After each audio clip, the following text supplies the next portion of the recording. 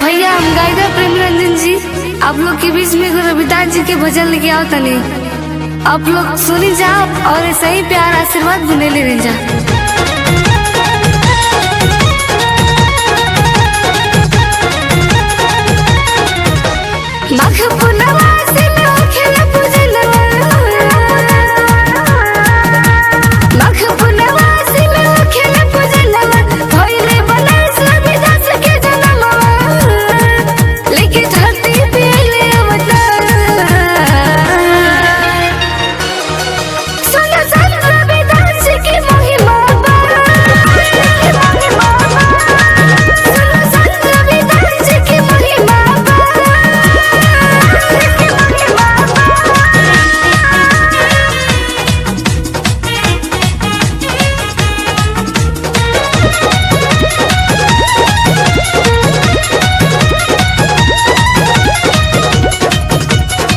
Music by Chandan Singh.